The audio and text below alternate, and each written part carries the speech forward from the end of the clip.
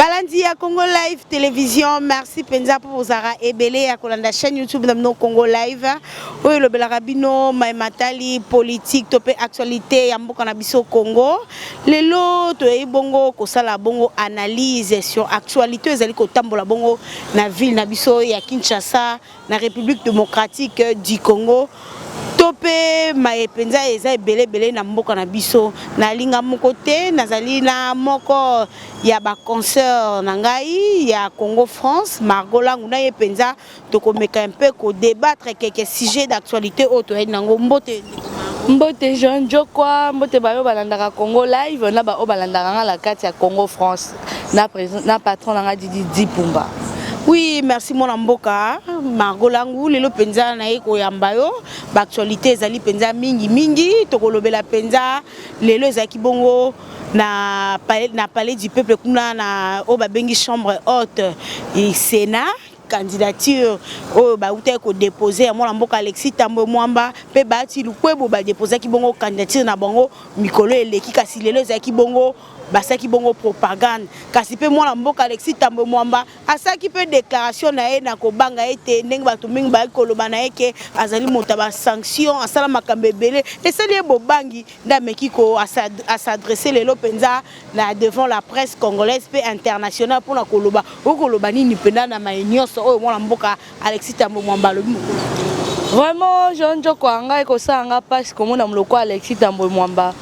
azui pe audacité pe courage na ajo azanango olega ko senga population pardon asenga na nzambe pardon asenga avion et salaka crash wana babi bande kwa bato wana senga bango pardon nako kamwa pe na mwalo lendo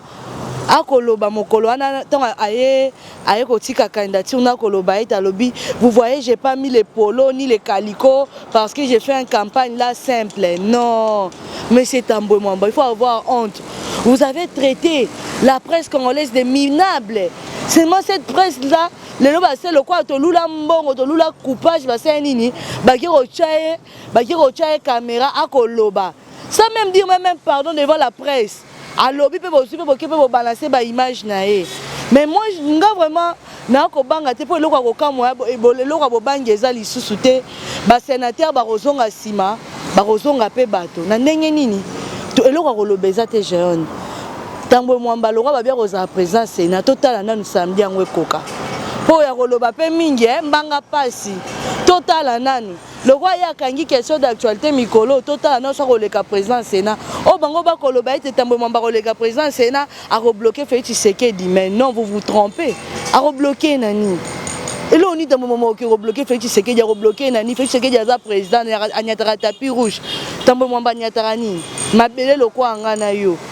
batika kolengisa bato balobi sénateur à vie à Rosamko ana ye pas soutenir Tambwe Mwamba tokozala wana lokwa bakomi koboya biso bato ba média en ligne bakomi koboya ba presse ebele kota pona kosala lokwa ba wana balengela balela mbongo bakosala tapage na kombo Tambwe Mwamba bazosala les publicités tozawana tokokekotala soki bati baza pe na besoin passer na ngote akende atiende kabila nde mosapi na liso akotie pe ali sapi pe ozaka ya polo to pilipili te ma atie pe mosapi pe yo adodie omoni kabila koloba aloba to moni na emi alobi bati apporter plainte omoni place alobi eloko te avant l'élection eloko wana esui bango do bati pe na kati pe ali dusu penza ya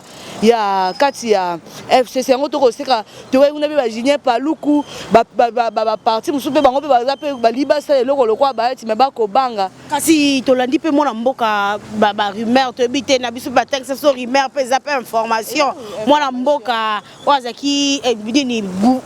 gouverneur sortant Kimbuta lobi penza na réunion ba ki babi atie nani mona mboka Alexis Tambwe Mwamba misa bina ko voter yo te abi mingi pe baza entre biso na kati ya FCC bazo banga ndeko ebiso babi to ko voter te poza na makambe belé babi na yemo non en soi orgueilleux arrogant makambe belé na baninga moko ya FCC baboy babi ba ko voter. Tambwe Mwamba ministre de justice Tambwe Mwamba kanga batuna nkolo kwa ba Frank Diongo badio Mindongala yazaka ministre de justice de mazaka azaka travailleur ya Kabila na ndenge yazaka mwana musala mwana bitinda papa te mais moi na bitinda papa bitinda te mais moi na bitinda Kabila na ndenge ba Frank Diongo bakota ba prison ba Diomindongala ba Muyambo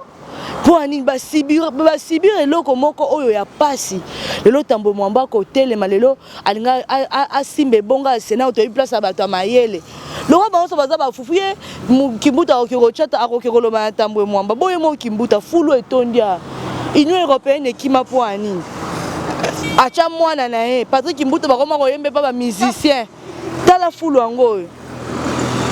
bakoma koyemba Patrick Kimbuta pa ba musicien mbongo na bango mwasi na koma osa kopa omema bato na poto mbongo na bango bakosaka bato bakiolanda ba formation mbongo na bango ya mbongo ya peuple ya kowela bango bakaliso kwa bake bavandi na basena bavandi na badeputation bamoi lokwa ba immunité parlementaire wana nde osani immunité wana osani ekopesa bango mwa avantage tokomi nano na système le peuple d'abord.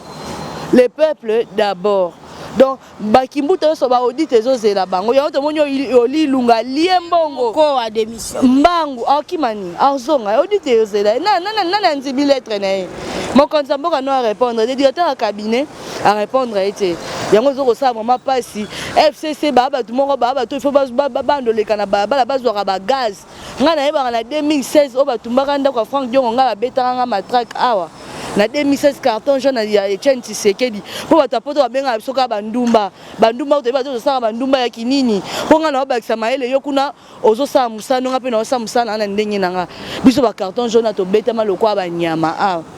mais lelo toyamba kamera na cache te akomi opposante eza makambo. Oui, mwana mboka tomoni penza sikawa ba image ya coordonnateur ya Lamuka mwana mboka Moïse Katumbi o penza akiti na mboka bongo ya Kalemi babi akomaki wana depuis Kalame baboyaki akota Kalemi oza territoire occupé oyo gouverneur kuna Zoé Kabila kasi mwana mboka baboyaki akota sikawa akoti kuna na kati ya Kalemi tomoni foule ya bato ebele penda baeko yamba coordonnateur ya Lamuka mwana mboka Moïse Katumbi na ebitoko kolobani na arrivé ya Moïse Katumbi na kati ya Kalemi. Vraiment, tolakisi ki ete eza état de droit. Oh, eza état de droit, eza mina sema te mingi raiste. Eza état de droit. Moïse Katumbi ba bloqué pendant 1 heure de temps à l'aéroport. Mais tango ba lelisi singa seni akoti te Kalemi Lubumbashi katanga ba koma komona ba Moïse Katumbi ba koma lokwa ba Moïse Chombe atake mabe ezalaka moto asalaka mabe moto pa bunga poto abatu babi les rare etima mais Moïse Katumbi wana seni akoti Kalemi otoyebi place otoyebi les gourous Zoé Kabila o akoma koseka mikolo akoma pe moi sekisi bino otoyeba mto wanda ko banga yo yebi ozo pousa meme na zo meme mikolo akoma omoni pa sekisi yo la kisi ke alternance ngwa malgré que Moïse Katumbi azakuna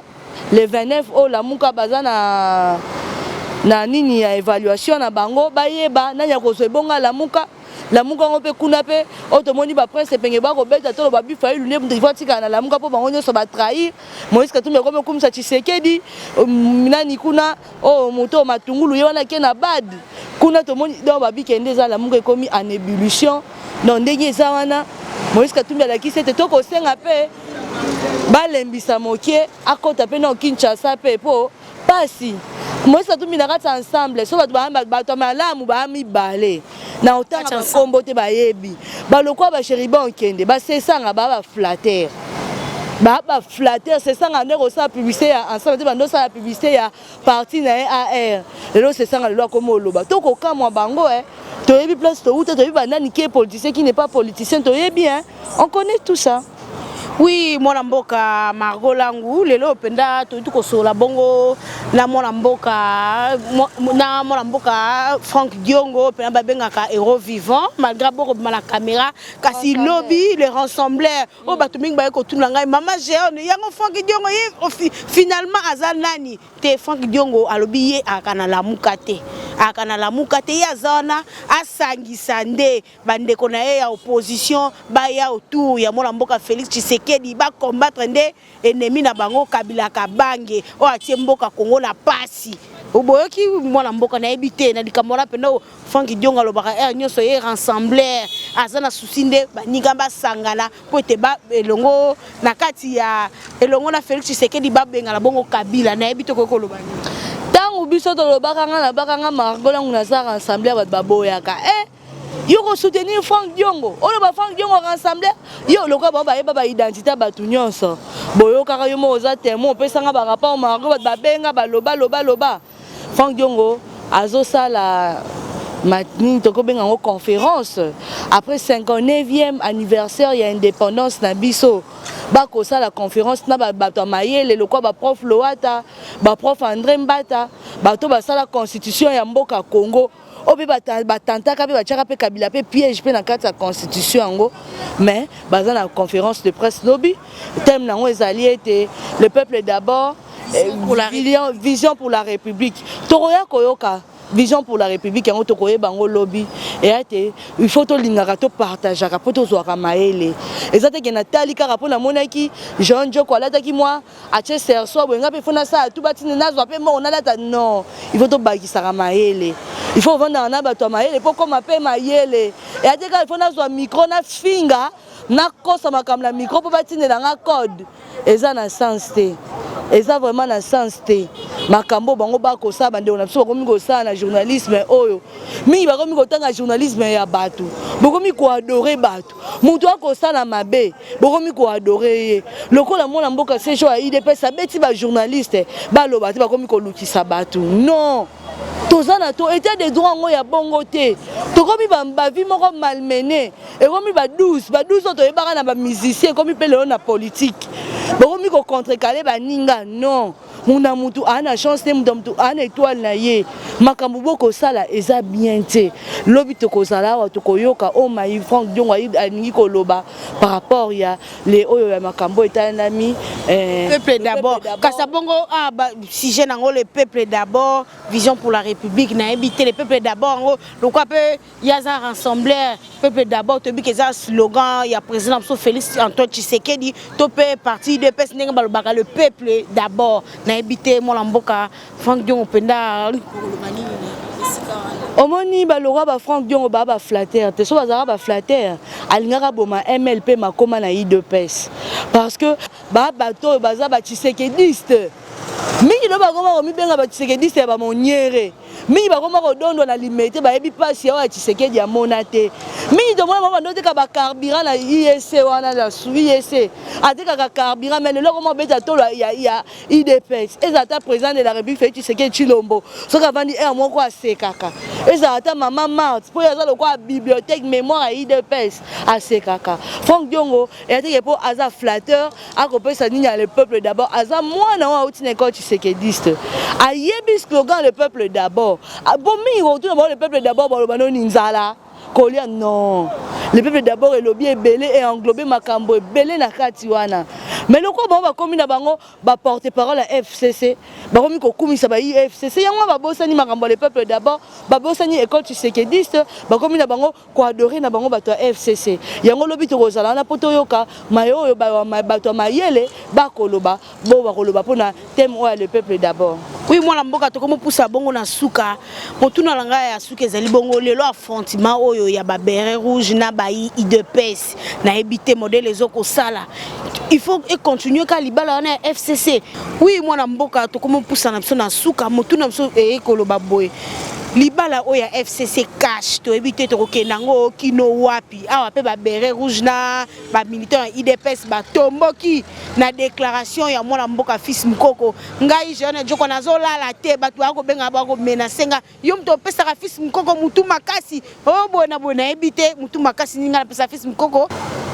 na ebité mutu makasi ninga na pesa fils mukoko biso toza ba journaliste au milieu du village na yoki information kota FCC na kei na yoki na cash na kei na yoki kuna na ngambo ya lamuka na kei na ebité bato ba koloba ke to pesa fils mukoko mutu makasi bitumba o ndenge beret rouge ba komi na IDPS eza grâce ya fils mukoko na ebité mariage wana sengeli ka continuer pour to mona mariage wana bato ba lingi yango baza d'accord non kaka ba cadre mais surtout soki to kiti na kati ya ba militant c'est comme si ba militant ba lingi mariage ya FCC na kachete yoko kolobani na likabwa mariage wana il faut kabwana il faut ba kabwana penza il faut to tika nanu monsieur Kabila nanu bongo omoni ete ye moko raisa ko yeba ete abie so na vanda kina na teka banda kunanga malembe na teka ba bien nga musu malembe na ke na ngai parce que moi na mboka fils mukoko alobaki mabete moi na mboka fils mukoko atali makambo Bosco Tanganda alobi na CPI alobi Bosco Tanganda bi mutande ko financer ba milice wana ezalaki Kabila ye ba zupe tant qu'il pas analyste pas dans la souci ya mboka alobi te tokosenga na mokonzi ya mboka sa nini a livrer moi ya mboka Joseph Kabila akende na CPI soki CPI ye na demande ba livrer akende ba interpeller ba yoka ye na balobi ke papa yo bandaki kopesa mbongo pona ba milice o ba yoka ye na makambo akoloba ba gentini bazaki bato ba rosa le na CPI pona ba kufi na yumbi mais loko fils mkoko alobaki eboti problème eboti lelo esanga lelo bato muso komi kotelema ma fils mkoko abobenga ka liboma muta milangwa mais bopesa ke raison mariage wana il faut ekabwana muna mutu ayebanga na kokama ba autorité ya IDPS akozwa courage akoloba ete tozalaki accord on ezaki biso tozwi présence bango bazwi tu étais là bato mususu eza so baolia kindoki ya butu bakomema baona kindoki ya butu te mpo babimisa secret mpona likoya motema moto yo okoaffirme okoloba ete accord wana nga nazalaki namona ozalaki omonaki nini mama Denise kuta ayebi ata accord te mwasi ya mokonzi mama Amida ayebi accord te accord yango tolobaka accord yango ezalaka ya nini kozokisaka na mitema nga nakokuta na baparlementaire debu air nyonso bakombatant babonaka nga air nyonso babengaka na telefone mama misusu akomi mama naza licencie soki kopa mosala sa nini bengango zwelanga mosala nga nazoba te papa tozela balobi accord yango wapi yo lobi ete nde eza boye Kabila moto malamu dossier kamwe na sampu barosi mokendi bakufi baterese kapangala bakufi bakombatant lobi bazoloba na kaka bakombatant babimi bande babi toujours les mêmes paroles rien ne change maman pourquoi ko blesser bato bazana baomona ke bokonza feti seke déjà nanu mokie azana na 6 mois to baxele une année 2 ans to banda ko juger ye mais bato bazozela bazana patience mais yo zo mutu lo kwa batindi ko sa soulèvement na kati ya IDPS okoloba ba n'importe quoi ata ko to babi ke biso wa oyo bibango ne baza ba docteur 1 ba professeur 1 biso wa oyo toza ba petit ba totangi classe ebele te maman ata na ndenga sagesse na intelligence devant milliers de personnes image ko tambolo ko loba makambo bongo toza bato toza makambo to ko loba accord yango ya nini yango wana makambo lekani kuna na kinga kati président abute te on a kotinda na ozo réponse malonga te tika mona sa nini na kende na nsele na benga le quoi toza 0 mètre aya na nsele to kuta to solo la likambo vert wana babi président muto ya bomisi batu boko vana nesu autour du même table jeune eza politique ba livre à mutu malembe ba même mutu bon conscience au moins na sepele pour nini Raïs à comprendre que Félix Tshisekedi est président tant que président azui sani ya zongi sima ata nemi akoseka ne Raïs asekaki Tshisekedi te aseki nde Raïs abi tala China Rambo ndenga zongi sima bangi Tshisekedi pa bi ke Golbert ako frapper China Rambo tu biso tozo banga te jeune toza na temps toza pe na besoin pe yo ya ba CPI pe comme nango corruptible ta bemba lelo comme osenga ba dédommager bemba lelo azozela pe poste toyoki pe kuna pe rimer pe za information bazali ba balongole na MNC tokozela tolanda na déclaration ngo bango bakoloba elakisi ke bato tolobaka ete nzoka bemba landaka makambo toloba toloba ye bazali bayaka butu pa jabo 2 mois yaka kolukani yaka koluka poste yango afodi matungulu banomeye etikali bazali ba tokokabela tan genre ata ba honorable musuba lobaka te na ensemble babali bapesa ba ministère olobaka te na ensemble triple brassard ko ministère olobani on est là oloba te tout ça doit droit ba mama bazali ba mitu esala ka moi si moko combattante aya ta na ministère ata genre anyu ko mi pe na opposition yaya ko loba anyu ko mezo ta mo poste mo apemisa ta mutu oui mwana mboka tokomi bongo na suka ya analyse na biso penda tolobelaki ba point ebele tolobeli ma epende ezali koleka kuna na Sénat tolobeli makambo penda oyo ya mwana mboka Frank Diongo ya kosala mokolo ya lobby na cadre ya 59e anniversaire indépendance na biso pe ba sujet mosusu message na ya suka ezani ni na ba nyaso ba kolanda yo na monde entier na Congo ba congolais musu ba congolais za partout na Singapour ba ko benga nga mama kakula la Burundi na Tanzanie baza partout message ko loba nini normalement biso lo rotoro loba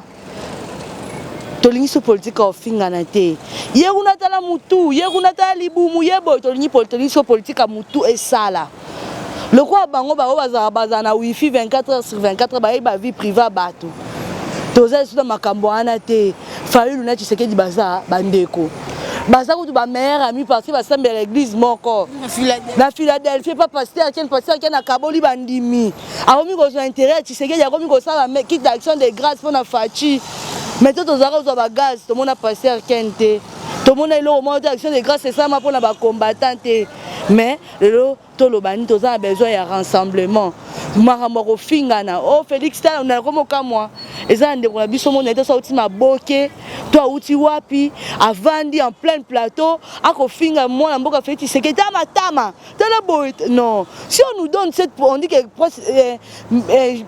c'est ça quatrième pouvoir to ki ko abuser na ngobongo te toza besoin to tonga Congo to moni distraction nge côté na biso na ko fingana kuna banyamulenge pe bazoya kuna pe robe wa pas former bandeko ne biso ba chef so ka distraction ko finga na to lingi ngo lisute to lingi pe le gouvernement bim to moni moi na mboka Martin Fayulu ajo ata commerce extérieur eza musala to ko sala toza na besoin ya bato sala lobi toza wa to koyoka thème au balobiete le peuple d'abord vision de la République to koyoka ngo lobi ya moi mboka Franck Diongo en tout cas toza wana te que non pour dire non si c'est là mais nous faisons notre travail to rappeler pour repartager na ba mikolo po ozo rappeler maye le poto comité to landi pendenge moi mboka Franck Diongo nenga te ngana yo kinga capter au moins que na Thierry Katumbi na sena yo ki makam président lobit alobi ke to tchena se aza mutu asaki erreur to ndimi nde pe to ndimi baati nde pe tambo mamba sengi pardon mais tozo ima non to ndimi pardon na te pe to yebi plan B na été en tout cas merci na bayo ba kolanda biso na kati ya Congo France ba balanda rappeler na kati ya Congo live na ba abonné nyonso ba néo na sa diaspora pe pardon dans le monde entier na comment quand même on a Kasai ba benga na yebi chiluba te na comment lo ba chiluba moi muke na comment lo ba pe ki mwana mama pe ki Congo l'état na comment lo bango la sike TV Calamik tezo kota mabele internet tezo esika po banda ko seka biso mais leo dans la fière bato bakomi bebe bakomi ko finga lelo po anini banda ko seka biso et comme ça OK ozo musana na internet bino sa politique ba boya ozo ba lika musique ba lakisa makolo ba lakisa mipende en tout cas je suis vraiment content de ça je dis merci vraiment à mon patron Didi Pumba merci na Ousmane Guzel bienvenue na bébé na biso à mon vieux Roger Luma à David Olito un tonton pas comme les autres merci à Gisèle Tati mère double monter ma prince Juclo monter ma prince Juclo winner couple Kanyaka à mon vieux Yves Boubou le maman Bibiche no Kamicho no Kapichu Zola de Lausanne en tout cas merci na bayo bino ba identité ba continuer à refinga tout ça aka musala. Oui, merci mingi Balandia Congo Live Télévision. Tokomi na suka ya analyse na biso tosaki penza na mona mboka Margot Langu. Soki ba propos na biso ebeteki bino mabaku pardon bolimbisa. Tokomi na suka. Merci na ozaki bongo na sima caméra Guy Botambela. Merci mingi na Balandio ba soutenir na biso na mikili ya poto na Congo na monde entier na moni mon vieux Roger Luma. Molobel monene à présent Félix Antoine Tshisekedi. Un tonton doux de caractère mon vieux David Olito, na sanité chef d'état-major, hein? Mon vieux papi Kawaya depuis Paris. Ngala bino soki nzamba zongi te to monani na mikolo zali koya.